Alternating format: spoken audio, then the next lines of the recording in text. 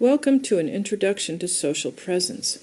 Your goal for this introductory video is to gain an understanding of the development of a definition of social presence as it evolved in the distance learning world. The first thing, of course, that's needed is a definition of social presence. We know that it is a concept that emerged with distance learning, and it came out of the need to overcome the distance in personal communication.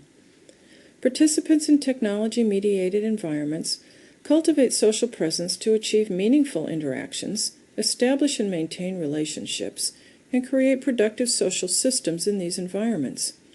Despite distance, we still need to feel important and develop real relationships with people. Our definition of social presence is seen on this slide. The ability of a learner to have a real relationship with other members of his learning community despite barriers of time, distance, and computer.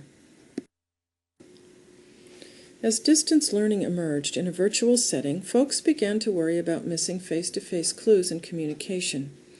Immediacy, salience, and real time were lost. Immediacy are those communication behaviors that enhance closeness to and nonverbal interaction with others. Salience are those nonverbal clues that increase the sensory stimulation of the participants and lead to more intense, more affective, and more immediate reactions. Researchers predicted that communication would become uninhibited and hostile, with no deference to higher status participants.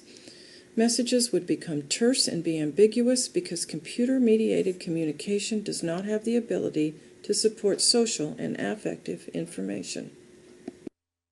As the concern for social presence grew, researchers looked to the medium to be the carrier of social presence.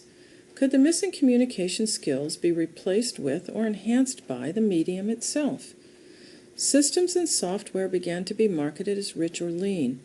Rich media were those that closely approximated face-to-face communications. Lean media were those that didn't. However, it was soon noticed that users could experience rich and productive communication exchanges in lean media formats.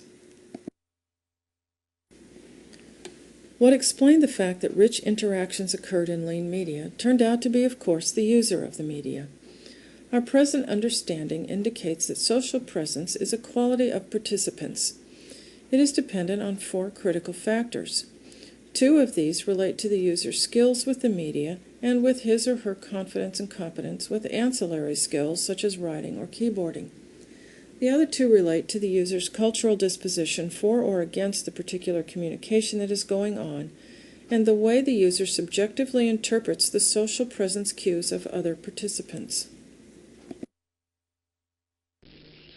The next question is, how does social presence fit into the overall learning experience? Social presence is the vehicle of the educational experience. In this diagram, we see the educational experience existing as the center of 3 processes. Teaching presence, seen here at the bottom of the educational experience diagram, is the structural part of an education experience that facilitates both social and cognitive presences for purposes of realizing personally meaningful and educationally worthwhile learning outcomes. Social presence, which accounts for a little over 26% of all learning behaviors of online learners, is considered to critically underlie cognitive presence, which is defined as the ability of learners to critically construct meaning with an educational experience. Without social presence to support the dialogue of cognitive presence, the educational experience is critically undermined.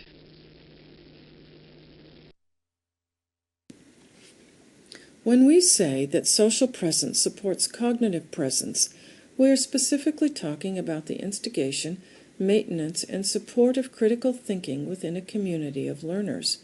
Furthermore, social presence creates a level of comfort that puts people at ease within a learning community, and group interactions become appealing and engaging and offer intrinsic rewards to the learner. The literature also supports that one's own social presence increases the perception of good social presence from others. The literature also reports that increased social presence results in increased persistence and increased course completion. Extensive studies show that students' reports of their perception of learning increases with increased social presence. However, just to be clear, there is no report of a positive correlation between measures of increased social presence and actual learning.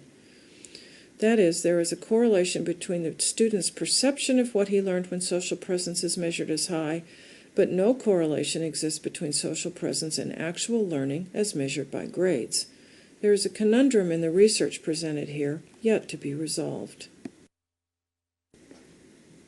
We hope you've learned a little bit about social presence in this presentation.